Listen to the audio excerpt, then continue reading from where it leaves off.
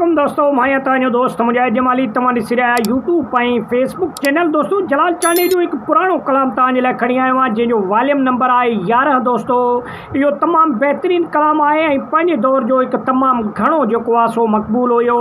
इन जे करे जो जलाल चांदी 1970 में फ़नकारी जे दुनिया में क़दम रखियो। 1970-80 जे ॾहाके में तमामु घणो जलाल चांदी मक़बूल हुयो सिंध में, ऐं उन जा जेके कलाम अचनि पिया तमामु बहितरीनु कलाम पिया अचनि। ऐं इन कलाम जो जेको शाइर आहे उहो ग़ुलाम फरीद आहे दोस्तों। ऐं इन कलाम जा ॿोल कुझु इहे आहिनि त वञ विसार गई यारो वञ मुल्क वसाई। दोस्तों अहिड़े क़िस्म जो इहे कलाम यार न असां तूं यार करे दे असां तोरी यार बने दे यार आहे जेको हिन वीडियो जे सूरत में तव्हांखे ॿुधाईंदासीं।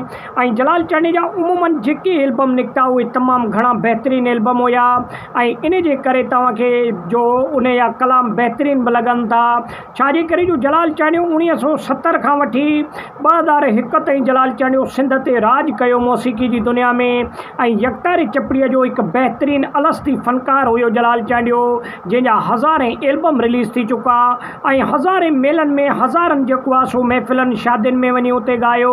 जलाल चांदी जा अलस्ती शौक़ बि हूंदा हुया डबल जा तेल ते पथिया साडे जंगल डबल दा चेहरा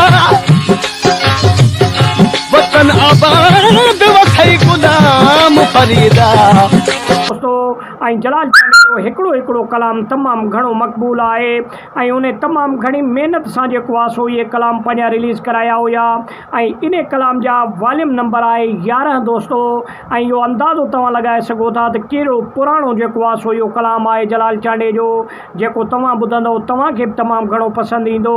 तव्हांखे जलाल चांदी जो कहिड़ो कलाम पसंदि अचे थो कमेंट सेक्शन में लाज़मी ॿुधाइजो। वीडियो खे लाइक ऐं शेयर कयो, चैनल खे सब्सक्राइब कयो, सुठो कमेंट ॾेई पंहिंजे राय जो इज़हार लाज़मी